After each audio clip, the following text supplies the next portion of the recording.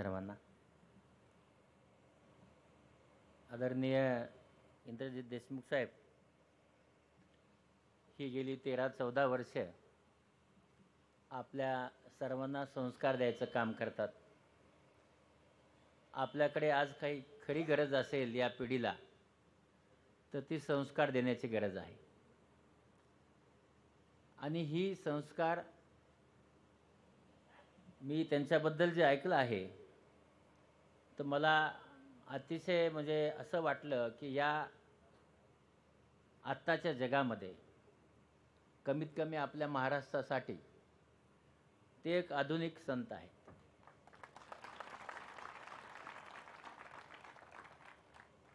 कारण आपलं स्वतःचं जीवन घडवत असताना मार्गदर्शन करण्याचं काम महाराष्ट्रामध्ये साधू संतांनी केलं आहे. आणि त्यामधलं इतर सगळं वगळून फक्त जीवन कसं यशस्वी करावं, कसं संस्कारिक करावं, स्वतःसाठी कसं जगावं याचं सर्व ज्ञान ते गेली 13 वर्षे आपल्या सगळ्या पिढीला देत आहे. मी येण्याचं कारण असं आहे की माझा छोटा भाऊ जो भाषण करतो, मी भाषण करत नाही, पण तो भाषण करतो. माझी सुधारित आवृत्ती आहे आणि मग भाषण करताना हसवतो, रडवतो, कारण ती सुधारित आवृत्ती. मी जुनी आवृत्ती आहे, तुम्हाला माहिती आहे. पुस्तक पिवळं झालेलं आहे. आणि मग मला जसा निरोप आला की देशमुख साहेबांनी बोलावलं आहे, जायचं आहे, तर तिथे 2 गोष्टी होत्या. एक तर विठ्ठलने सांगितलं होतं, सरासरी तो मला फोन करत नाही. आणि त्यांच्याबद्दल देशमुख साहेबांबद्दल मी ऐकून होतो जेव्हापासून त्यांनी शासकीय नोकरी सोडून काम सुरू केलं. तुम्हाला माहिती आहे की शासनामध्ये काम करत असताना तुम्ही जर नॉन करप्ट अधिकारी असाल तर थोडं कठीण जातं काम करायला. तिथं थोडंफार ॲडजस्टमेंट वगैरे करावी लागते आणि ती जो कोणी करत नाही त्यांना खूप त्रास होत असतो. तो मी पाहिला आहे, त्यामुळे त्यांना झालाच असणार आहे. आणि मग त्यांनी हे जे संस्कार शिबिर सुरू केलं यासाठी मी ठरवलं की आपण जाऊया. तसं माझं आज माढा इथे शस्त्रक्रिया करायच्या होत्या, तर त्या मी रद्द करून मी ठरवलं इथं जायचं आहे. आणि सरासरी कार्यक्रमाला मी वेळेवर जातो. सकाळी 6 वाजताच निघालो. 11:20 मी कराडमध्ये पोहोचलो. आणि मग आपल्या फोनची वाट पाहत होतो. थोडासा कम्युनिकेशन गॅप झाला आणि माझ्याबरोबर देवेंद्रजी होते, त्यांना थोडासा निरोप कमी जास्त मिळाल्याबद्दल मी थोडं उशिरा आलो. मी आपल्या सगळ्यांची दिलगिरी व्यक्त करतो.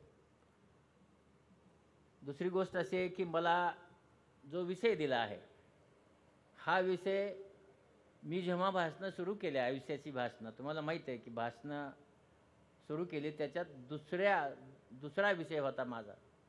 मी जोपर्यंत शिबिरे करत होतो 2008पर्यंत, तोपर्यंत कुणीही मला विचारत नव्हतं. किंवा शिबिर करायला गेलो तर 6-6, 7-7 आम्ही डॉक्टर एका खोलीत राहायचो. आमची सोय होत नसे. मी आणि माझ्याबरोबर रागिनी मॅडम आहेत, आमच्या स्वतःच्या पैशातनं 1999 ते 2008 आमची इच्छा आहे समाज सहकार्य करण्याची. आणि आदरणीय बाबांनी आम्हाला असं करण्यासाठी सांगितलं होतं, आम्ही करत होतो. 2008ला आगंतुक मला पद्मश्री मिळालं. त्यासाठी काही मी अर्ज केला नव्हता, पण मिळालं. आणि त्यानंतर आमची 5 स्टार सोय झाली. म्हणजे आम्हाला राहायला, खायला, प्यायला चंगळ झाली. त्याचा फायदा निश्चित झाला आणि कामही जास्त करता आलं. तोपर्यंत अडीअडचणीमध्येच आम्ही हे सगळं काम करत होतो. पण हे काम का सुरू केलं किंवा हे स्वप्न बघा, स्वप्न जगा कसं आलं? मी पद्मश्री झाल्यानंतर मला लगेच लोक बोलवायला लागले, भाषण करायला या. इथे ही व्याख्यानमाला आहे, तिथे ती व्याख्यानमाला आहे. आणि तुम्हाला माहिती आहे की समजा पद्मश्री जरी झालो तर माझ्या मेंदूमध्ये सगळे विषय एका दिवशी जाणार आहेत का? नाही. तुम्हाला माहिती आहे की तुम्ही सगळ्यांचा आता 2-1.5 दिवस झाला ऐकताय. प्रत्येकाचा विषय वेगळा. ते तुमच्या डोक्यामध्ये इथून जो बोलतो त्याच्यातलं 10% ते 15% तुमच्या डोक्यात जातं, 85% जात नाही.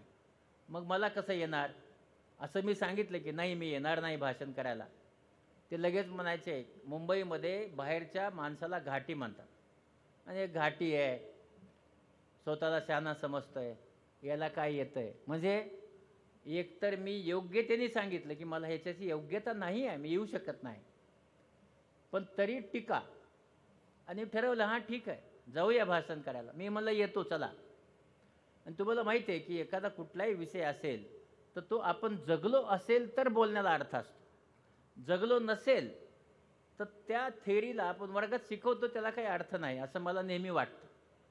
आणि तिथं जाऊन एक मी थेरॅटिकल भाषण दिलं आणि ते भाषण देत असताना एक चूक झाली ज्यामुळे पुन्हा मला भाषण द्यायला जावं लागलं. आणि ते माझं आयुष्यातलं दुसरं भाषण होतं, स्वप्न बघा आणि स्वप्न जगा.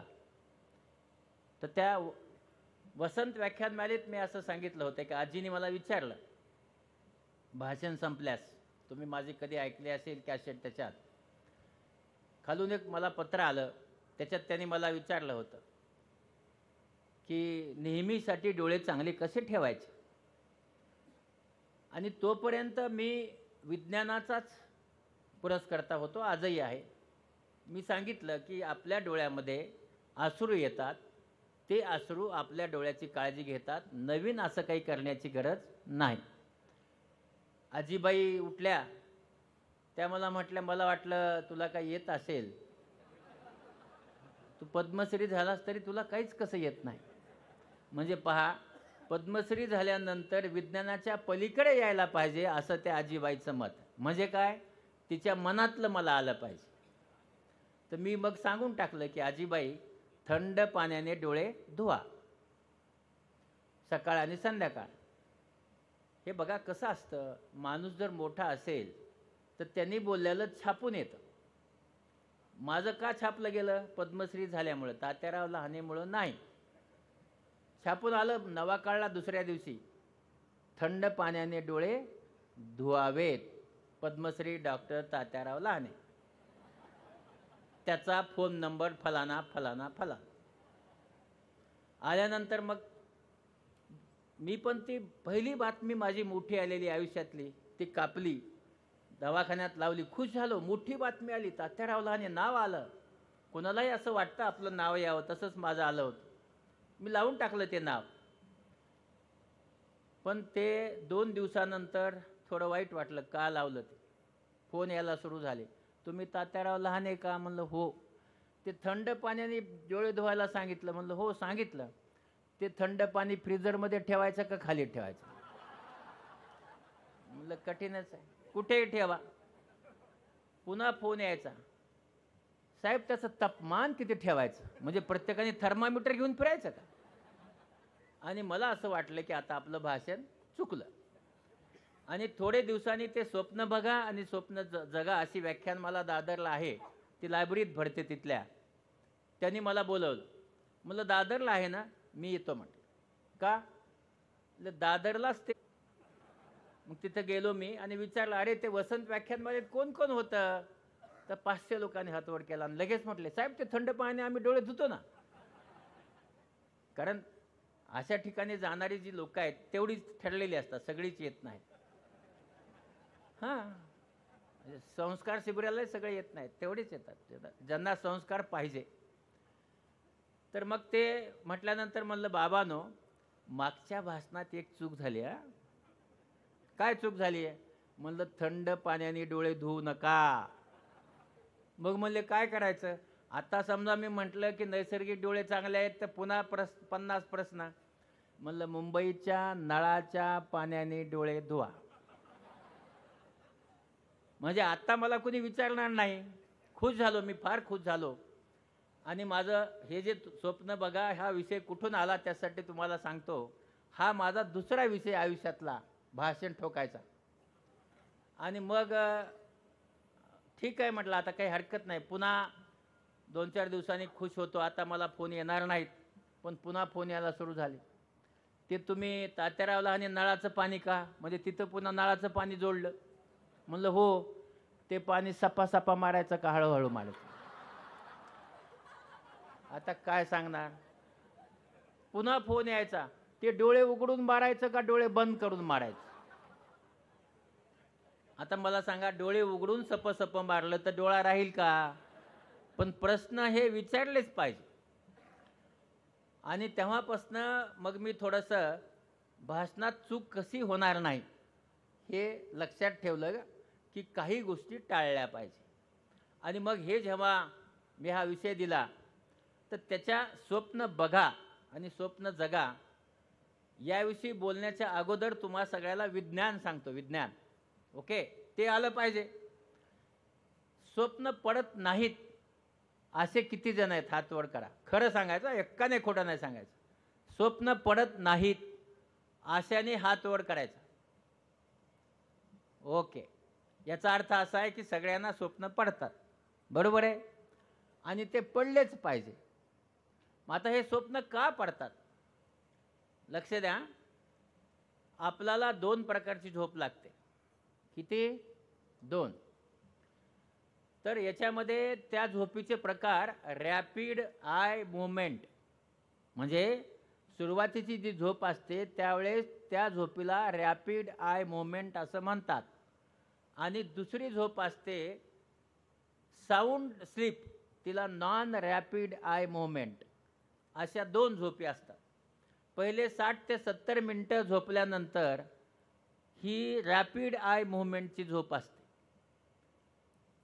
60 ते 70 मिनिटानंतर जी होते ती डीप स्लीप. मग आता ही जी डीप स्लीप आहे म्हणजे काय, आपण सगळेजण म्हणतो डीप स्लीप म्हणजे काय.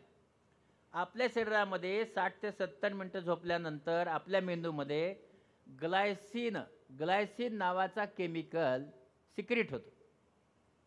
म्हणजे काय होतं, हा ग्लायसिन जेव्हा आपल्या मेंदूवर पसरतो तर तेव्हा आपण आपल्याला ऑपरेशन करताना जशी भूल देतात तेवढं आपण झोपेमध्ये निद्रावस्थेत असतो. मग हा ग्लायसिन काय करतो, हा ग्लायसिन आपण झोपल्यानंतर कॉटच्या खाली पडत नाही ना. का पडत नाही, ते आपण याच्यासाठी पडत नाही की ग्लायसिन सिक्रेट झाल्यानंतर आपल्या मूवमेंट बंद होतात आणि म्हणून आपल्या डीप स्लीपमध्ये आपण पडत नाही. आता तुम्ही असं म्हणाल की मग हे सगळं झाल्यानंतर स्वप्न का पडतं. आपल्याकडे झोपीत एकच केमिकल येतो असं नाही. हा केमिकल जो येतो डीप स्लीपमध्ये त्यावेळेस असं म्हणतात की आपल्या शरीराच्या अवयवाची जी झीज झाली आहे ती त्या झोपीत भरून निघते. कुठल्या? डीप स्लीपमध्ये. पुढे याच्याबरोबर कॉर्टिसॉल नावाचा आहे ना, कॉर्टिसॉल नावाचा एक दुसरा केमिकल बाहेर येतो. आणि हा हिप्पोकॅम्पस म्हणजे खालचा भाग, मेंदूचा खालचा भाग, देठ, हिप्पोकॅम्पसपासनं न्यूरोकॉर्टेक्स म्हणजे मेंदूचा वरचा भाग, ह्या दोन्हीच्या मध्ये एक नातं निर्माण करतो. आणि हे नातं जेव्हा निर्माण होतं तर असं म्हणतात की हा जो कॉर्टिसॉल येतो तो आल्यानंतर आपला मेंदू जो झोपला निद्रेत तर तो कधी कधी याच्यामुळे इनिशिएट होतो. आणि इनिशिएट झाल्यामुळे ज्यांना भीती, बघा कुणाला स्वप्न पडतात, ज्यांना भीती वाटते, अँक्झायटी आहे, ज्यांना कुठल्या तरी गोष्टीचं डिप्रेशन आहे, कुठली तर गोष्ट होत नाही आहे, म्हणजे जीवनामध्ये मोठे मोठे प्रॉब्लेम आहेत, अशा लोकांना स्वप्न पडतात. म्हणजे कुठले पडतात, कधी पडतात. आपण असं सांगतो की झोपल्याबरोबर स्वप्न पडलं की ते खरं असतं आणि सकाळी पडलेलं स्वप्न साखर झोपेतलं खरं नसतं. हे बघा, आपल्याकडे पडणारे 75 जे स्वप्न आहे, 75% हे स्वप्न थोडेसे अँक्झायटी देणारे भीतीदायक स्वप्न असतात आणि नाईटमेअर्स काही लोकांना पडतात आणि बाकीचे जे स्वप्न पडतात हे न भीतीदायक असे स्वप्न असतात. स्वप्न दोन प्रकारचे आहेत. एक डीप स्लीपमध्ये पडणारं स्वप्न आणि एक जागेपणी म्हणजे अर्धवट जागेपणी पडणारं स्वप्न. ते कसं स्वप्न पडतं तर एखादी गोष्ट पूर्णपणे आपल्याला बघायला मिळते आपल्या मेंदूमध्ये. ते डीप स्लीपमधलं स्वप्न आहे की पूर्ण दिसते. आणि आपण जेव्हा डीप स्लीप आपली संपते तेव्हा आपल्याला थोडं थोडं दिसतं आहे ना. एका मुलीने ढकलूनच दिलं आहे, कुठं काय असंच झालं आहे, मग आपल्या मुलाने थोबाडीत मारली, म्हणजे असं चांगलं दिसतच नाही, असंच काहीतरी दिसतं. आपण तळ्यावर गेलो आणि खाली पडतोय आहे ना. पुढून आता काहीतरी मोठं वादळ आलं आहे, आपण वादळात घुसलो आहे आणि आता आपला पाय घसरला आहे, आपण विहिरीत आहे, आपला कुणीतरी दगड घातला आहे. अशा प्रकारचे एक असे छोटे छोटे चुटकुले हे आपल्याला जागेपणी पडत असतात. म्हणजे जेव्हा डीप स्लीप संपते, ग्लासिनचा इफेक्ट संपतो तेव्हा, तर हे असे दोन स्वप्न पडतात. आता तुम्ही मला म्हणाल की तुमच्या विषयावर स्वप्न बघा आणि स्वप्न जगा आहे, तर कुठलं स्वप्न बघायचं? म्हणजे खोल ह्याच्यात गेलेलं बघायचं का साध्या झोपीमध्ये गेलेलं बघायचं? हे दोन्हीही स्वप्न बघायचे नाही. हे स्वप्न बघण्यासाठी मी बोलत नाही आहे. मी जे बोलत आहे आपल्या आयुष्याचं स्वप्न बघण्यासाठी बोलत आहे. मग हे कसं बघायचं? तर आयुष्याचं स्वप्न बघत असताना आपण ठरवलं पाहिजे की काय स्वप्न आहे. स्वप्न आदर्श आहे. आपण कुठला तरी एक आदर्श आपल्यासमोर ठेवायचा आहे आणि तो आदर्श आपला जगायचा आहे. तर तो आदर्श जर आपण जगत गेलो तर आपण त्या स्वप्नामध्ये यशस्वी होणार आहात. आणि पुढे जाऊन आपण काय केलं पाहिजे? तर स्वप्न बघितले तरच मोठे होऊ का? हो. जर स्वप्न बघणे म्हणजे काय? आपल्या आयुष्याचं प्लॅनिंग करणे. आपल्या आयुष्याचं प्लॅनिंग म्हणजे स्वप्न. आणि हे जर आपण करत नसू तर आपण यशस्वी होणारच नाही आहे. आणि म्हणून स्वप्न बघणे, मला सांगतो, स्वप्न बघणे मला माहिती नव्हतं. म्हणजे मी जेव्हा शाळेमध्ये गेलो, मला माहीत आहे की मी शाळेमध्ये गावामध्ये 10 मुलं लागतात आणि मी 6 वर्षाचा होतो म्हणून तिकटे गुरुजींनी मला शाळेमध्ये घेऊन गेले. शाळेमध्ये मी गेलो नाही, मला शाळेत नेण्यात आलं आणि 4थी बोर्डाच्या परीक्षेत पहिला आलो आणि गावामध्ये कामधेनू विद्यालय निघाली होती. मार्क चांगले, लक्षात ठेवा, मार्क चांगले होते. एकच विषय पास झालो म्हणून नाही, 4थी बोर्डात पहिला आलो म्हणून कामधेनू विद्यालयाचे हेडमास्टर बोंडगे गुरुजी, शाजरा गुरुजी हे माझ्या वडिलांना भेटायला आले. वडील शिक्षणाच्या विरोधात नव्हते, पण वडील, आई, 4 बहिणी, 3 भाऊ, 1.5 एकर जमीन, यांनी भागणार आहे का शिकून? आपण विचार पोटाचा करतो. घरामधला मोठा मी आहे, मी जर कमावलं नाही तर हे घरच्यांचं पोट भरणार नाही. हे बापांचं अकाउंट असलंच पाहिजे. आणि मग ह्या शाळेमध्ये त्यांनी सांगितलं की ह्याला शाळेत पाठवा, वर्गात पहिला आलाय, म्हणजे केंद्रात पहिला आलाय. आणि मग माझ्या वडिलांनी मला शाळेत घातलं. कसं घातलं? पेरणी केल्याशिवाय नाही यायचा हां तो. मी काय म्हणले, तुमच्या सगळ्यांची शाळा भरते 10 जूनला, बरोबर आहे. माझी शाळा भरायची 15 ऑगस्टला. 15 ऑगस्टपर्यंत मी कधीही शाळेत गेलो नाही. स्वप्न कधी बघायचे?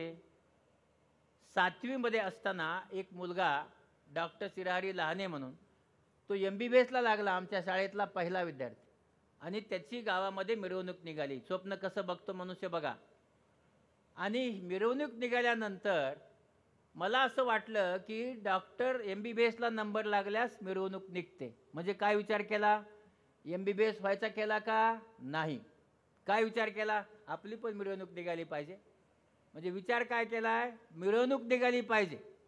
विचार अभ्यासाचा नाही केला, मेरिटचा नाही केला. डॉक्टर होऊन काय करायचं काय माहिती आहे, पण त्याची मिरवणूक निघाली ना, आपली निघाली पाहिजे. म्हणजे आपलं जे मन असतं हे आपल्याशी स्पर्धा करीत असतं, आपल्याशी स्पर्धा असते.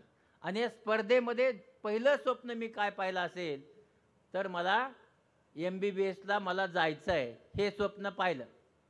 आणि पाहिल्यानंतर अभ्यास केला, पुढे कसं जायचं आहे माहीत नाही. आणि 10वीच्या परीक्षेत चांगले मार्क मिळाले आणि पुढे पण गेलो. तुम्हाला माहिती आहे की मी जेव्हा परळीला गेलो तर तेव्हा एकाच गोष्टीसाठी गेलो होतो की मला हॉस्टेल, पैसे, पुस्तकं मोफत मिळणार होतं. पैसे नव्हते जवळ. पण कसं माणसाला कधी कधी कसा त्रास होतो आणि त्याचा कसा फायदा होतो हे सांगतो. स्वप्न बघत असताना MBBS व्हायचं हे स्वप्न आहे. बायोलॉजी घेतली, तेव्हा 2 होते, मॅथमॅटिक आणि बायोलॉजी. बायोलॉजी घेतली आणि तिथं गेलो. देशपांडे नावाचे सर होते, बसले होते. त्यांनी जुलाईचं पुस्तक वाचायला दिलं मला. पुस्तक वाचत असताना त्याच्यात स्टमक लिहिलं होतं, स्टमक. मी वाचून टाकलं स्टमच. का? माझे गुरुजी स्टमच म्हणायचे. गुरुजींनी स्टमचच म्हटलं होतं. आता गुरुजी म्हणतील तीच येईल ना मला. ते म्हणले गेट आउट. दिलं हाकलून. आणि हाकलून दिल्यानंतर मी बाहेर गेलो आणि घरी चाललो होतो तर काळे सर भेटले. ते काय म्हणले मला, शेतकरी आहेस ना, घालतो का झाडाला पाणी? म्हणलं घालतो पाणी. 25 घागरी पाणी रोज घालायचं. आणि PUC, आणि त्यावेळेस 12वी नव्हतं, PUC फर्स्ट इयर, आणि मेडिकलला लागलो. पण माझी मिरवणूक निघाली नाही. MBBSला मी लागलो पण गावात काही मिरवणूक निघाली नाही, कारण तोपर्यंत बऱ्याच ठिकाणी MBBSला मुलं लागली होती.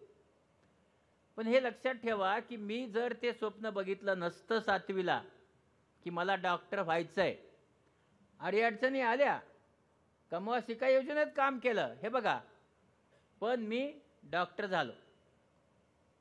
आणि त्याच्या पुढचं मी स्वतः स्वप्न बघितलं होतं की हाडाचा डॉक्टर किंवा लहान मुलांचा डॉक्टर व्हायचं. घरात पैसे नाहीत, तर लहान मुलांच्या डॉक्टरला आणि हाडाच्या डॉक्टरला चांगले पैसे मिळतात अशी चर्चा, आणि म्हणून ते व्हायचं ठरवलं. तुम्हाला सांगतो अडीअडचणी कशा येतात. स्वप्न बघावे पण कधी कधी यशस्वी होत नाहीत, घाबरून जाऊ नये. मी PUC फर्स्ट इयरला शिकत असताना ज्या घरात राहत होतो त्या घरात एक मुलगी होती 10वीला. ते होते कंडक्टर. त्यांना म्हणलं ही जरा मुलगी मला द्या आणि माझं शिक्षण करा. स्वप्न बघितलं. आता मुलीचे लग्न का चुकीचं आहे का? स्वप्न बघून टाकलं. आणि हे स्वप्न बघितल्यानंतर ते त्यांच्या गावातले पाटील, त्यांचे आजोबा हनुमंतराव पाटील, ते माझ्या गावात घोड्यावर बसून आले. तुम्हाला माहिती आहे की गावामध्ये, तुम्ही सगळे गावातले आहात ना, तर गावामध्ये आपल्याला खूप मान मराताब असतो. माझं गाव तसंच, भयानक मान मराताब गावात. ते आले गावात, ते म्हणले अरे कसं काय आलाय? ते म्हणले पुंडलिकाकडे जायचे. गावामध्ये विठ्ठल, पुंडलिक हजारो नावं असतात. ते म्हणले कोणता पुंडलिक? ते म्हणले ते त्याचं पोरगा आहे ना तिकडं. हां हां हां हां हां त्यांच्याकडे आलाव का म्हणले तुम्ही? फार चांगलं झालं म्हणले, या खाली उतरा. गावामध्ये भयानक प्रेम. त्या प्रेमाने त्यांना खाली उतरून घेतलं. ते म्हणले कसं काय आला? म्हणजे जरा मुलीसाठी आलो. मग तर आणखीच प्रेम. या म्हणले घरात चहा प्यायला. गावामधले चुलतेच आहेत ते. गेले घेऊन त्यांना चहा वगैरे पाजला. ते म्हणले तुम्ही त्यांच्या घरी मुलगी द्यायला चालला? म्हणले हो. पण म्हणले त्यांना घर नाही. प्रेम गावातल्या लोकांचं. ते झोपडीत राहतोय म्हणले, प्रेम.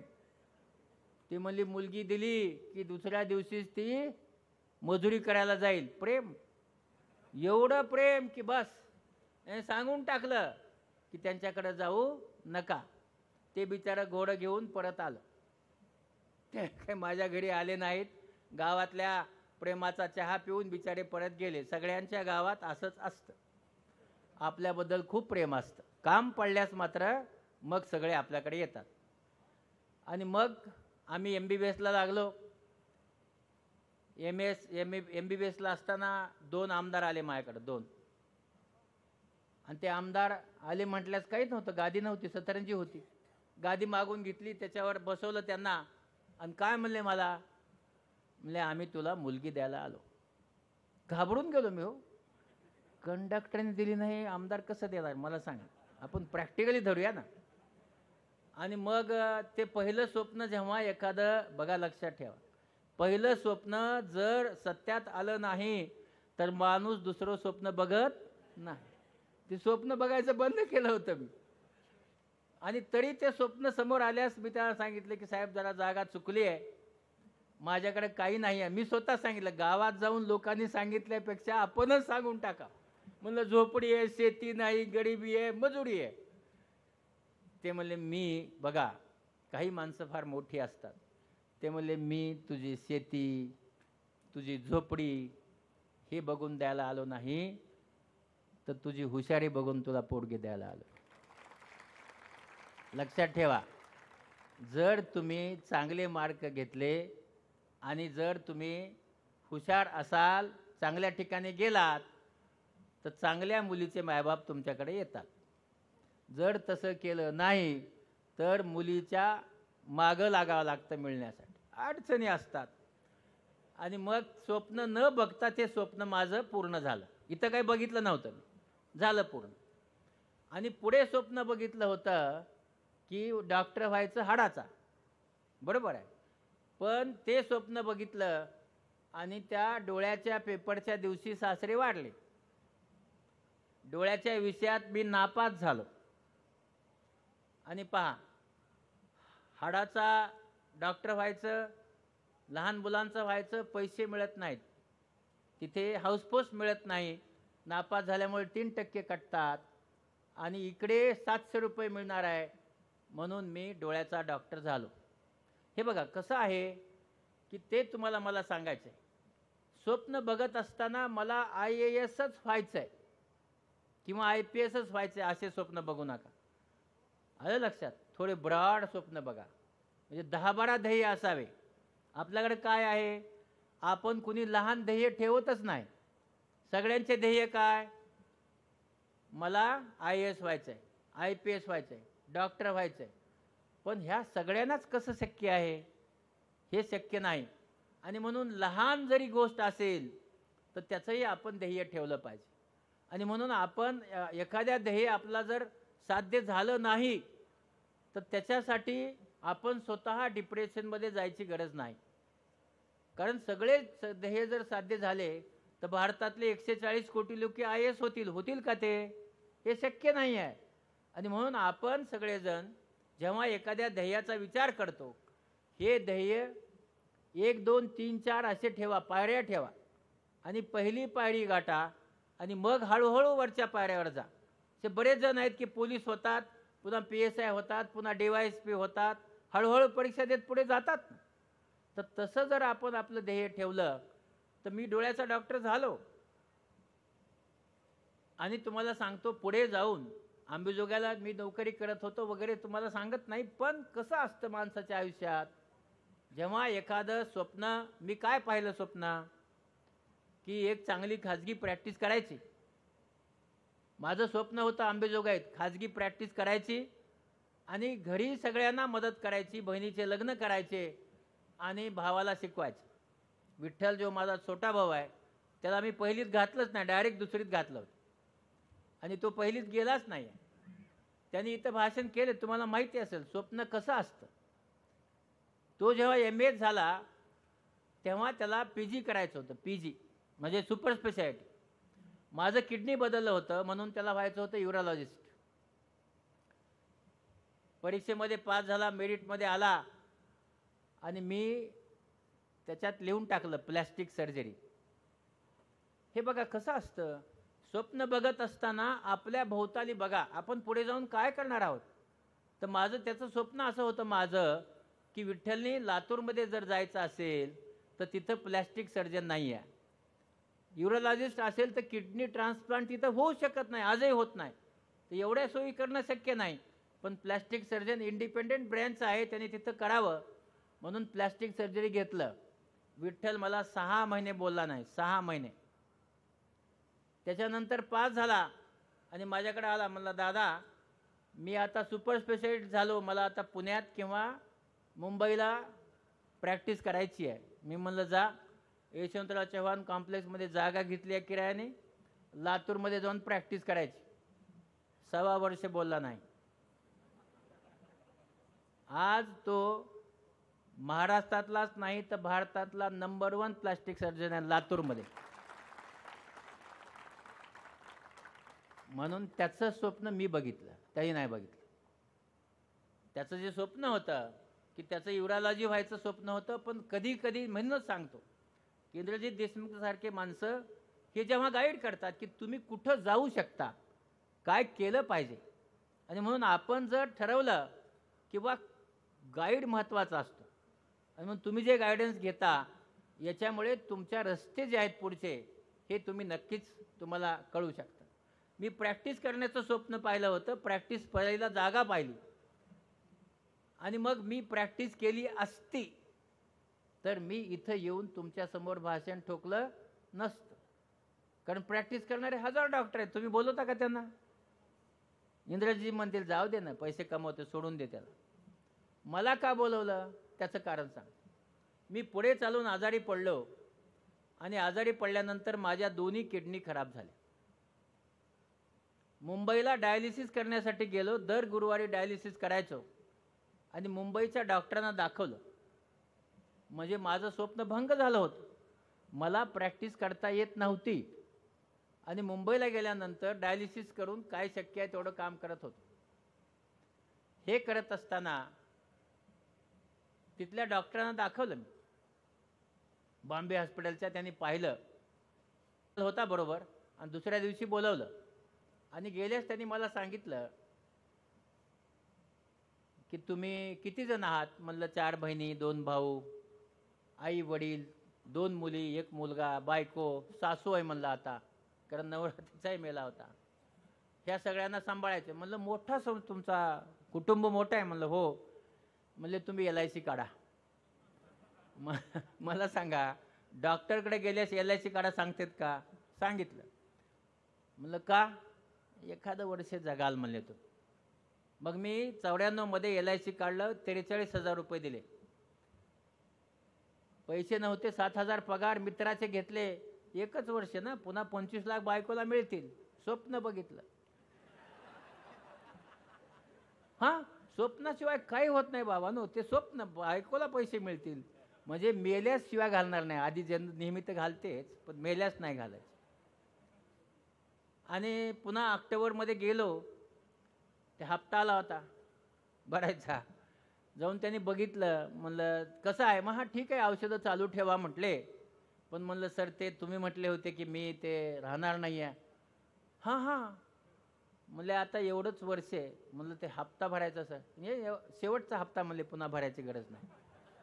मग दुसरा हप्ता भरला, आणि थोडे दिवसांनी मला जे काही अडचणी होत्या शरीरातल्या निघून गेल्या, आणि किडनी बदलता येतं असं त्यांनी सांगितलं. बघा, किडनी बदलता येतं म्हटल्यानंतर माझी आई वडील, भाऊ बहीण, बायको, लेकरं, नातेवाईक 40 लोकांचा जथ्था जमला, आमची किडनी घ्या. आज आपण पाहतो कुणी किडनी द्यायला तयार नाही. तेव्हा तर किडनीबद्दल ज्ञान नव्हतं 95 मध्ये. आणि मग ह्या सगळे भांडणं कसे सोडवायचे? सगळ्यांची किडनी मॅच करायची. 41 किडनी मॅच केल्या. किती? 41. एवढे सगळे लोक मागं किडनी द्यायला, आणि त्याच्यातली सगळ्यात चांगली बसेल ती घ्यायची. तर सगळ्यात चांगली आईचीच बसणार आहे ना. आईचीच बसली, मॅच झाली किडनी. तो दिवस मी माझा वाढदिवस म्हणून साजरा करतो. कारण माझा वाढदिवस लिहिलेला नाही आहे. माझा वाढदिवस म्हणजे ज्या दिवशी मी शाळेत गेलो त्या दिवशी तिकटे गुरुजींनी मी जन्मलो असं ठरवलं, आणि त्यांनी माझा जन्म 24 जूनला जन्म झाला असं टाकून दिलं की ह्या दिवशी मला हा भेटला. 24 जूनला मी शाळेत गेलो, त्या दिवसा माझा वाढदिवस आहे. त्याच्या मागं 6 वर्ष जायचं, कुठेही येऊ. म्हणजे त्याला जे 63ला शाळेत घातलं, मागे गेले 6 वर्षे, आणि त्याच्यात माझा 57चा जन्म करून टाकला. कधी झाला मला माहीत नाही. आईला विचारलं, ती सांगते तुझा महाशिवरात्रीच्या दिवशी जन्म झाला. आता ती महाशिवरात्री कधी होती हे मला माहिती नाही, पण मी 12 फेब्रुवारी हा माझा जन्मदिवस साजरा करतो. आईची किडनी मॅच झाली. पुढे किडनीचं बघा आयुष्य कसं बदलतं. स्वप्न बदलले पाहिजे बघा, पण बदलायची तयारी ठेवा. नाही तर माझं हेच स्वप्न आहे असं म्हणून धरून बसू नका. मग ते स्वप्न बघत असताना माझी आईला किडनी देण्यासाठी जेव्हा घेऊन गेले तेव्हा चिब्बर नावाचे डॉक्टर काय म्हटले, हम आपका गुर्दा निकालने वाले. तिला काय कळणार आहे, बिना शिकलेली. ती म्हणली, हे बघ तू काय म्हणाला मला काही कळत नाही. माझी आई अंजनाबाई ती पुन्हा खतरनाक. अरे काय मला काही कळत नाही म्हणले. ते ऐक माझं. त्याचा हात धरला आणि सांगितलं, ऐक. माईचा हात आहे शेतात काम केलेला. त्या बिचाराचं मनगट जिवंत राहिली बरी गोष्ट आहे. तिने सांगितलं, मला भूल दे, एक किडनी काढून घे, तात्याला लाव. आणि जर ती किडनी चालली नाही, चलते का नाही बघ, चालली नाही तर दुसरी किडनी काढून घेऊन लाव. जेव्हा आई असं म्हणते, आपला मुलगा जगावा, आपला मुलगा जगावा म्हणून आई जेव्हा असं म्हणते तेव्हा डोळ्यामध्ये अश्रू तर येतातच, पण माणसाचे सगळं आयुष्य बदलतं. तेवढ्यावर नाही थांबली माझी माय. ऑपरेशन झालं, दुसऱ्या दिवशी किडनी बदलून मी त्या आयसोलेटेड घरामध्ये असतो इन्फेक्शन होऊ नये म्हणून. ती म्हणली कुठं आहे, ती म्हणली हाय तिकडे चांगला आहे. खोटं बोलता म्हणले तुम्ही, मला दाखवा. विठ्ठल नाही सांगितलं आहे काही काळजी करू नको माय, नाही म्हणली मला दाखवा. तेव्हा बेंबीपासनं ते पाठीपर्यंत कट करून, म्हणजे हे पूर्ण बरगडी कट करून, तेव्हा स्कोपी नव्हतं ना, मोठं काढावं लागायचं. माईला 166 टाके पडले होते. त्या 166 टाक्यावर असा हात धरला शेतकरी आणि मला भेटायला आली. मी काचेतनं तिला असा हात केला आणि तिचे काही दुखऱ्या भागावरचे हात गळून पडले. तिला वाटलं मी जे केलं ते कृत्यकृत्य झालं. आणि या प्रसंगाने की माझ्या दोन्ही किडनी काढून घ्या किंवा एवढे सगळे टाके असताना मला भेटायला येणं, यांनी माझ्या मनात संपूर्ण बदल झाला. टाकायचं, पैसे कमवायचे वगैरे वगैरे गेला निघून. आणि मला असं वाटलं की ही माता माझी आई जी शिकलेली नाही आहे ती एवढा मोठा त्याग करते, मग आपण काय केलं पाहिजे. आणि त्या दिवशी मी ठरवलं, मला यांनी सांगितलंच होतं डॉक्टरने की पुढच्या वर्षी तुम्ही राहणार नाही. हे घरच्यांनाही माहिती होतं कारण विठ्ठल बेशुद्ध पडला होता. आणि त्यानंतर मी ठरवलं की आपलं आता काही नाही राहिलेलं, दुसरा जन्म आहे, या जन्मात काहीतरी केलं पाहिजे. आणि मग तेव्हा काही स्वप्न बघता येत नव्हती, सामाजिक काम वगैरे. इंद्रजित देशमुख सारखे कोणी मला मित्र नव्हते. पण नशिबाने मला बाबा आमटेंनी बोलवलं आणि 71 पेशंटचं एक डोळ्याचं ऑपरेशन झालं होतं, दुसऱ्या डोळ्याचं करायचं होतं. आणि संशोधन वाचलं, त्याच्यात असं लिहिलं होतं की 35% लोक ऑपरेशन नंतर आंधळे होतात. म्हणजे 71 मधले 25 आंधळे होणार. पण मी आणि रागिनी तिथे गेलो, या लोकांचे 2 दिवस ऑपरेशन केले, 1 महिना आनंदवनात राहिलो. आपला सांगतो, आम्ही तो रिसर्च बदलला. आम्ही आतापर्यंत 5600 ऑपरेशन केले आहेत कुष्ठरोग्यांचे, एकही अंध नाही, एकही, नॉट अ सिंगल. आम्ही पद्धती बदलली. आणि तेव्हा बाबांची आमची भेट झाली. आणि त्यामुळे बाबांचा जेव्हा आशीर्वाद मिळाला तिथून पुढे आम्ही सामाजिक काम करायला सुरू केलं. हे बघा, आयुष्यामध्ये गुरु असावाच लागतो. कुणीतरी मार्गदर्शक नसेल तर काय करायचं हे आपला समजत नाही. आणि आपला सांगतो, आजपर्यंत जसं तुम्ही आता ऐकलं, महाराष्ट्रामधला कुठलाही असा तालुका किंवा जिल्हा नाही आहे की ज्या जिल्ह्यामध्ये आणि तालुक्यामध्ये आम्ही गेलो नाही आणि पेशंट तपासले नाही. आतापर्यंत 50 लाख पेशंट तपासले, त्यांच्यावर उपचार केले, 4.5 लाख पेशंटवर ऑपरेशन केले, तेही यशस्वी. एकही पेशंट ऑपरेशन नंतर अंध झालेला नाही, कारण तेवढे त्याच्यात लक्ष घालून केले. आणि म्हणून आपल्याला सांगतो, आज किडनी बदलून मला पुढच्या 12 तारखेला 29 वर्षे होणार आहे. 12 फेब्रुवारी. किडनी बदलल्यानंतर मनुष्य जिवंत राहतो 15 वर्षे. मी 29 वर्ष जिवंत राहिलो. रोज 14 तास तरी काम करतो, कॅम्पमध्ये जास्त करतो, पण तरी मग जिवंत का राहिलो ते तुम्हाला सांगायचं. एक आहे विज्ञान, ज्यांनी किडनी बदलली. पण विज्ञानाचं 15 वर्षाचं आयुष्य असतं. हे पुढचं 14 वर्षाचं आयुष्य जे आहे ते एकतर माझी आई, तिचे आशीर्वाद, आणि हे जे 4.5 लाख पेशंट आहे ज्यांचे ऑपरेशन केले, लक्षात ठेवा, आपण जेव्हा दुसऱ्याच्या कामी येतो तेव्हा तो जाताना तुम्हाला आशीर्वाद देऊन जातो. हे जे 4.5 लोकांचे आशीर्वाद आहेत, हे आशीर्वाद विज्ञानाच्या पलीकडे जाऊन काम करतात. त्याचं मी उदाहरण आहे. आणि 29 वर्षे किडनी बदलल्यानंतर अगदी ठणठणीत चांगला तुमच्यासमोर उभा आहे. याचं कारण आहे आशीर्वाद. आणि म्हणून नेहमी लक्षात ठेवा, जीवनामध्ये सगळं करत असताना आशीर्वाद घ्यायला विसरू नका. दुसऱ्याच्या कामाला आपण पडलंच पाहिजे. इतरांना मदत करा. आणि इतरांना मदत केलं तर आपण त्याचे आशीर्वाद मिळवतो.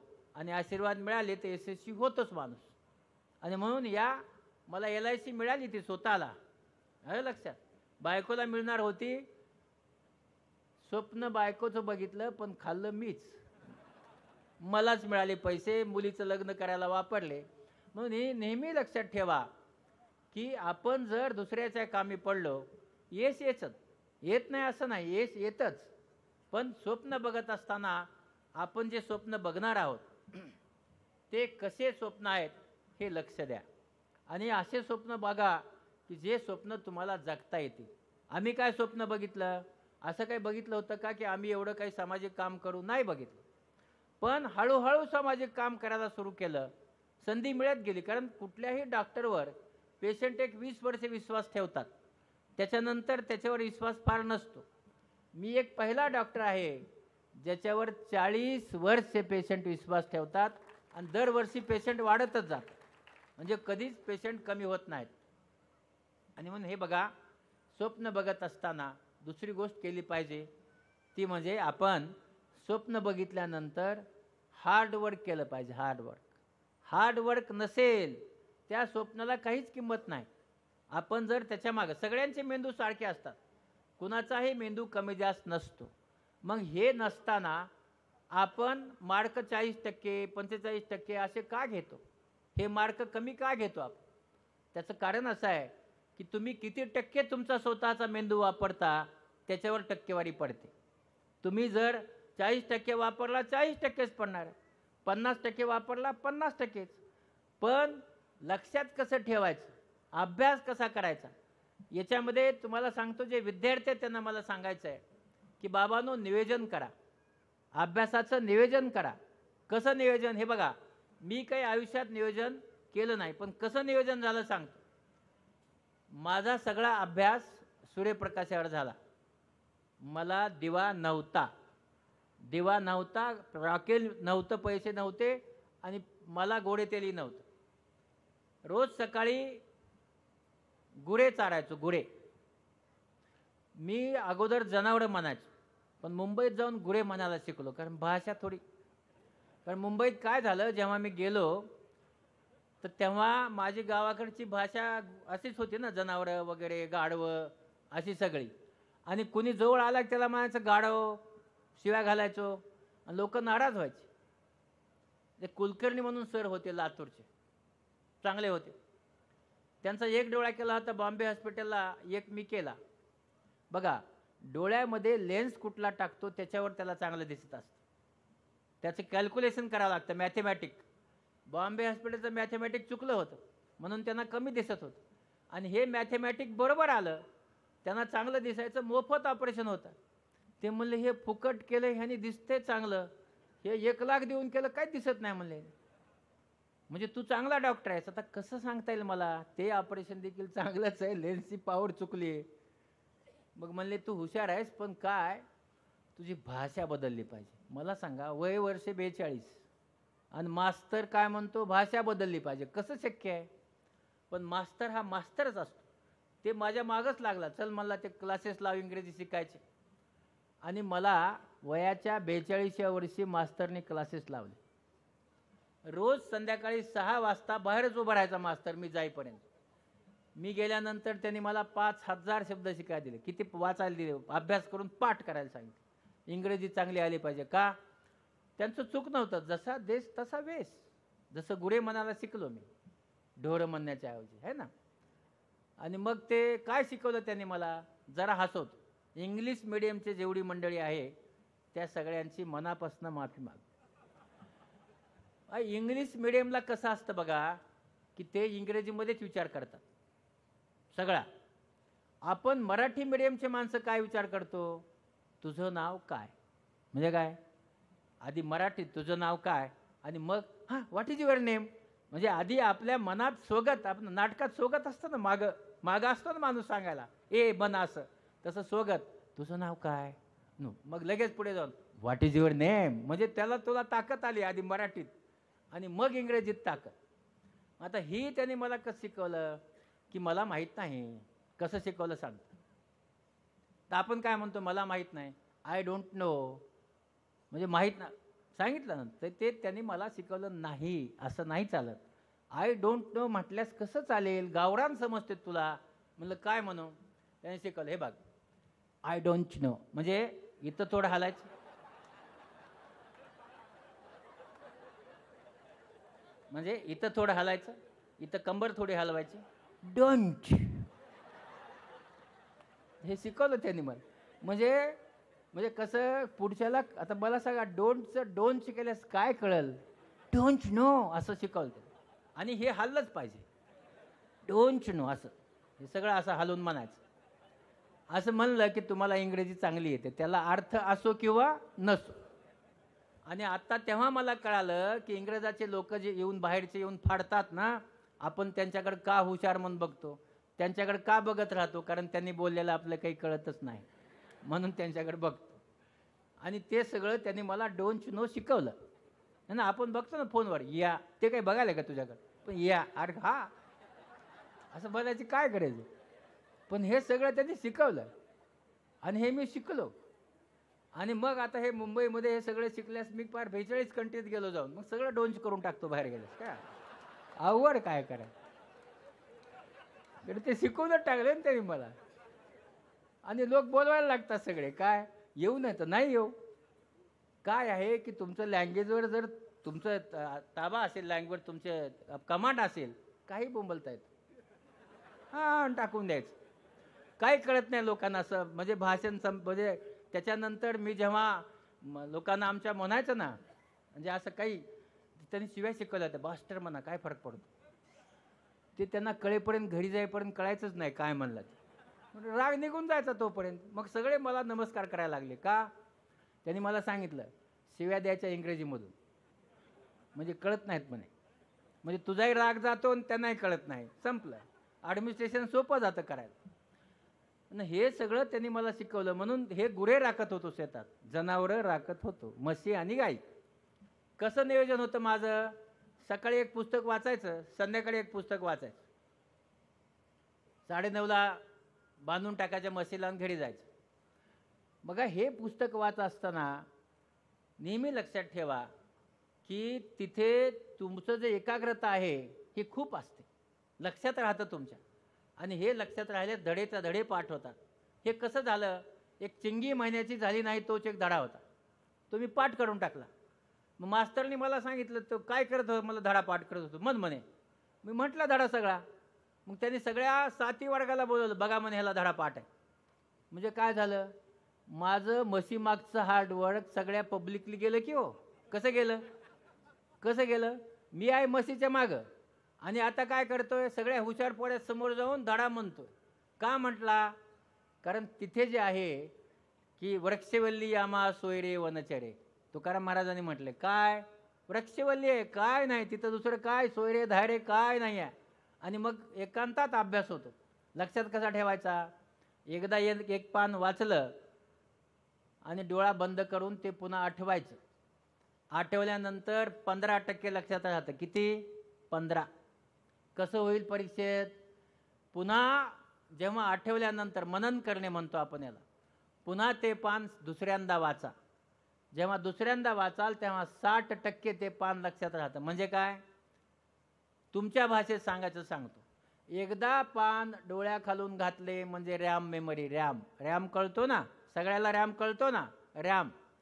आणि तेच पान डोळे बंद करून, डोळे बंद करणे म्हणजे काय, माऊस, डोळा म्हणजे माऊस, माऊसाला हात लावणे आणि बंद केल्यानंतर पुन्हा आठवून पुन्हा माऊस दाबणे म्हणजे काय, डिस्क मेमरी. दुसऱ्यांदा वाचता तेव्हा डिस्क मेमरी होते, पहिल्यांदा वाचता तेव्हा रॅम मेमरी होते, रॅम मेमरी झोपीत निघून जाते. तुम्हाला सांगितलं ग्लायसिन सिक्रेट झालं, मेमरी संपून जाते जुनी, आलं लक्षात. त्यामुळे सगळे डिस्कमध्ये घाला आणि डिस्कमध्ये घालण्यासाठी दुसऱ्यांदा वाचा. आणि म्हणून नियोजन करा. दुसरी गोष्ट सातत्य. आपण कधी करतो अभ्यास? आपलं स्वप्न लयच मस्त असतं, 99% मार्क घ्यायचे, गणितात 100%. अभ्यास 2 महिने जवळ आली परीक्षा की मग अभ्यासाला सुरू. म्हणजे तोपर्यंत आपलं काही नियोजन स्वप्न आहे का नाही? स्वप्न बघितलं आहे, मेहनत कधी? शेवटच्या दिवशी. कसं स्वप्न साकार होईल? जर स्वप्न बघितलं तर सातत्याने अभ्यास करा. सातत्याने अभ्यास केला तर ते स्वप्न यशस्वी होणारच आहे. पण आपण तसं करत नाही. आपण हळूहळू त्याच्या मागं लागतो. शेवटच्या ह्याच्यात आईने उठवलं नाही तर म्हणतो आईने उठवलं नाही, आहे ना, मला ह्यांनी उठवलं नाही, असं सगळं करत राहतो. तसं करू नका. पण अभ्यास जर केला, हे बघा, नियोजन, सातत्य, मनन आणि इच्छाशक्ती आणि त्याच्यानंतर प्रयत्न.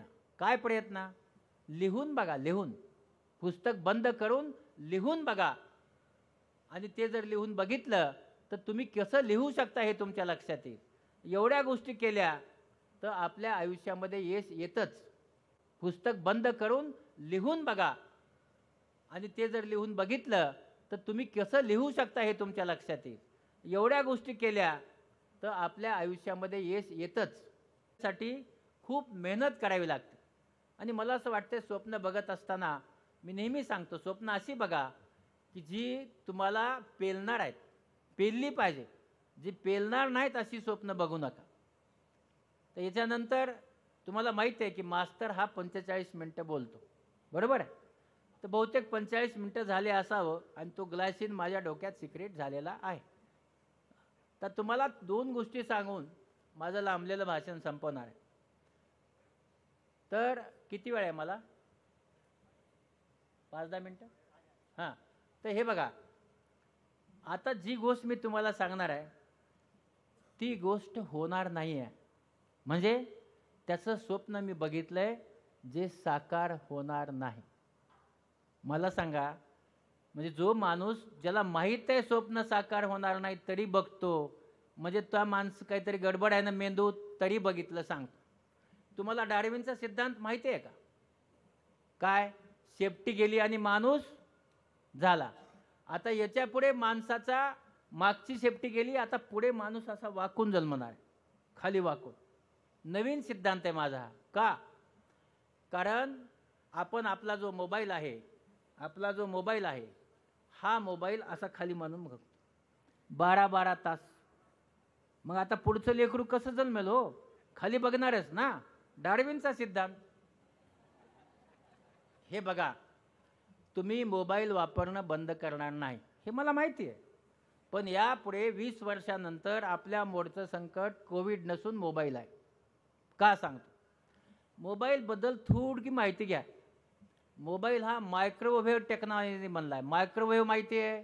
ज्याच्यामध्ये अन्न ठेवल्यास गरम होतं, त्याला मायक्रोवेव्ह म्हणायचं. त्याच्यामध्ये रेडिओ फ्रिक्वेन्सी वेव्ह वापरली जाते 1.6 वॅट. किती? 1.6 वॅट.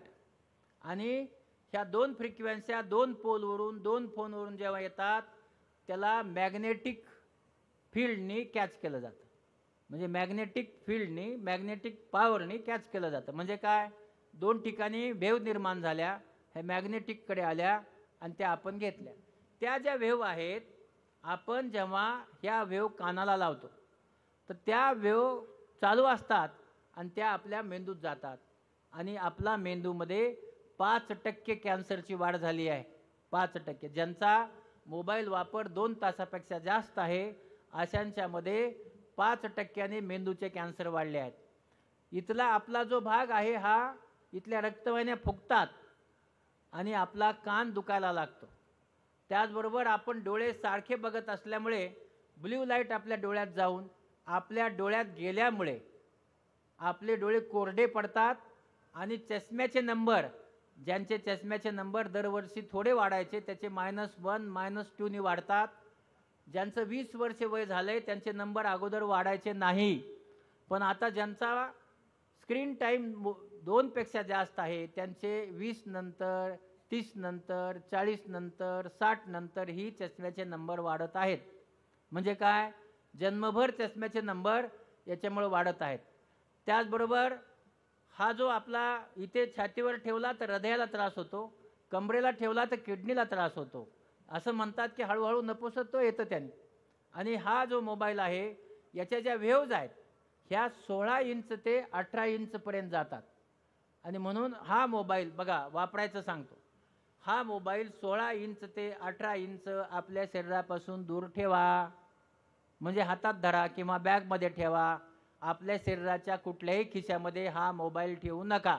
एक. दुसरं, सगळ्यांनी ब्लूटूथ लावा. वायरचं ब्लूटूथ जास्त चांगलं, त्याच्यावर ऐका. दुसरं ब्लूटूथ पण चालेल, वायरलेसही चालेल, किंवा स्पीकर फोनवर बोला. स्पीकर फोन आपला स्पीकर फोनवर बोलायचं नसतं का, खाजगी बोलायचं असतं. खाजगी म्हणजे खाजगी बोलून ते सगळं म्हणजे ह्यानी आपल्या नवऱ्याने ऐकू नये, बायकोने सगळं खाजगी सगळं. त्यासाठी आपण स्पीकर फोनवर बोलत नाही. पण स्पीकर फोनवर बोला किंवा ब्लूटूथ वापरा. आणि आपला जो मोबाईल आहे हा वयाच्या 6 वर्षापर्यंत आपल्या लेकराला मोबाईल देऊ नका. कारण त्याचा इंटेलिजन्स कमी होणार आहे, कमी. पण आपल्याकडे काय झालं, सिरियल बघायची, घे लेकराला मोबाईल, जेवत नाही घे मोबाईल, रडते घे मोबाईल. हे सगळं बंद करा. 6 वर्षे ते 20 वर्षे 1 तास वापरा. 20 वर्षापासून पुढे 2 तास वापरा. व्हॉट्सअप आहे ते तुम्ही कॉम्प्युटरला जोडा. तुमचा यूट्यूब कॉम्प्युटरमध्ये बघा, कारण त्याच्यात ब्ल्यू लाईट नसतो. आणि मोबाईल चार्ज करत असताना आपण जिथं झोपतो तिथं ठेवू नका. तर मोबाईल जो आहे तो दूर ठेवा, म्हणजे दुसऱ्या खोलीत ठेवा आणि तो मोबाईल चार्ज करा. जर आपण असं केलं तर नुकसान होणार नाही. आता डॉक्टर म्हणून 2 गोष्टी सांगतो. डोळा चांगला कसा ठेवायचा हे बघा. डोळा चांगला ठेवण्यासाठी डोळा पाहत नाही, फोटो काढतो, मेंदू बघत असतो. आणि तिथपर्यंत वाहून जायचं काम व्हिटॅमिन ए करत असतं. आणि म्हणून आपल्या आहारामध्ये व्हिटॅमिन एचा समावेश करा. काय, गाजर, पपई, शेवग्याची शेंग, हिरव्या भाज्या, मासे, याच्यामध्ये व्हिटॅमिन ए असतं. आता मी तुम्हाला हे सांगून असंच गेलो, पुढच्या वर्षी इंद्रजीची मला म्हणतील तुझं इथलंही भाषण चुकलं. कारण ह्याच्यात मी गाजर सांगितलंय. बऱ्याचशा माझ्या मुली, आया, बहिणी, वहिनी बसल्यात. घरी गेल्यास लेकराला गाजराचाच रस, गाजराचा शिरा, गाजराचा उपमा, गाजराची भाजी, ते गाजरासारखं फक्त. कारण आपल्याकडे काय, सगळ्या गोष्टीची अतिशयोक्ती करायची सवय आहे. गाजर विनंती आठवड्यातनं एकदा एकच. पपईची अर्धी फोड. शेवग्याच्या शेंगा सांगायचं बंद करणार आहे. कारण माझ्या उपडीत एक आई शेवग्याच्या शेंगा घेऊन आली. ती म्हणली हे काही लेकरू शेवग्याच्या शेंगाच खात नाही, ते काही शेळी आहे का कच्च्या शेंगा खायला. तर त्याला भाजी करून खाऊ घाला. अडीअडचणी फार असतात. आणि दुसरी गोष्ट आहे की आपण सगळेजणांनी मधुमेह, डायबिटीस टाळावा. डायबिटीजमध्ये गुळाचा चहा पिला पाहिजे अशा प्रकारचा शोध लागला आहे. कुणी लावला सांगतो. म्हणजे आपला जो व्हॉट्सअप नावाचा विद्यापीठ आहे हे एवढं मोठं विद्यापीठ ह्या जगात असणं शक्य नाही. आणि हे एका गुराख्याने त्या जेव्हा सगळी माहिती काढली, त्याच्या आईने त्याच्या वडिलाला गुळाचा चहा करून द्यायची. का, तर त्याला डायबिटीज होतं. तर त्यांनी शेतात बसून लिहून टाकलं की डायबिटीजमध्ये गुळाचा चहा चांगला असतो. आई शिकलेलं नाही, बाप शिकलेला नाही, हा 4थी पास. आणि ते एवढ्या ठिकाणी गेलं की आता सगळेजण डायबिटीजच्या माणसांना गुळाचा चहा देऊन आंधळं करत आहेत. गुळ हा डायबिटीजमध्ये साखरेपेक्षा 10 पट वाईट असतो. म्हणून गुळाचा चहा घेऊ नका. कुठलेही गोड डायबिटीजमध्ये घेऊ नये. आणि हृदयाचे आजार बाबांनो लक्षात ठेवा, सगळेजण हे जे जंक फूड खाताय ते जरा बंद करा. जंक फूडमुळे त्याच्यातले जे कॅलरीज आहेत आपल्या शरीरात जात नाहीत. आणि म्हणून मी नेहमी सांगत असतो, जंक फूड म्हणजे पिझ्झा आणि बर्गर खा. पिझ्झा आणि बर्गर म्हणजे सगळे जंक फूड. आता आलं ना ते हॉट डॉग, कोल्ड डॉग, हे डॉग, हो डॉग, बरं चालतात. तर ते जे आहे, खा पिझ्झा आणि बर्गर आणि व्हा आजाराने जर्जर. खा भाकरी आणि भाजी, जगा होईतो आजोबा आणि आजी. म्हणजे भाकरी भाजी खाली तर आजोबाजी होणार आहात. त्यामुळे आपल्या आहारामध्ये बदल करा. व्यायाम करा. सगळेजण व्यायाम करणं चांगलं असतं.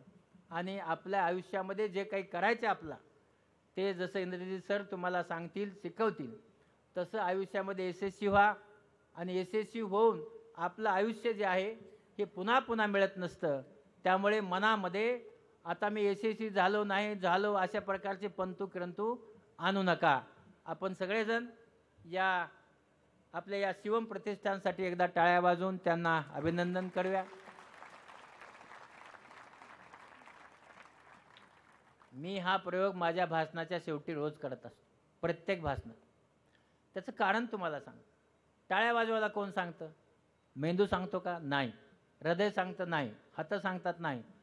आपल्यामध्ये मेंदू, हृदय, हात ह्याच्या पलीकडे एक अचाट अशी शक्ती असते, तिचं नाव आहे मन, आत्मा आहे ना. तर तो जो आपलं मन आहे किंवा आपली मानसिक स्थिती आहे, आपलं मन, विचारसरणी म्हणूया किंवा मनाची परिस्थिती, तर ही आपलं मन आहे ते ठरवत असतं टाळ्या कशा वाजवायच्या. आता बघा टाळ्या कशा वाजवल्या, काही जणांनी अशा वाजवल्या, बोट बघा, काही जणांनी अशा वाजवल्या, काही जणांनी अशा वाजवल्या, काही जणांनी वाजवल्याच नाहीत. आता बघा ज्यांनी वाजवल्या नाहीत ते आणि ज्यांनी असे बोट केले, तर हे जन्मभर प्रगती करायची नाही. बघा डोळे बंद करून बघा, होणार नाही, बदलावं लागेल. तर खाली जे हात करून बोट करून वाजवतात त्यांना स्वतःची प्रगती करून घ्यायची नसते. आहे तिथं बरं आहे, आहे तिथं बरं आहे, प्रगती होत नाही. हे जे असे वाजवतात, मुलाला मार्क कमी पडले नवऱ्याचं चुकलं, मुलीला मार्क कमी पडले बायकोचं चुकलं, म्हणजे जन्मभर दुसऱ्याला दोष देणारा माणूस असतो. पुन्हा बघा कशा वाजवल्या तुम्ही.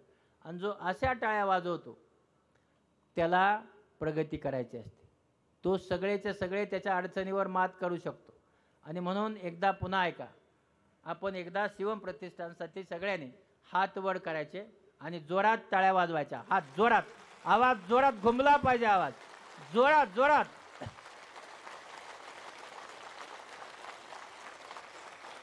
Thank you thank you. आता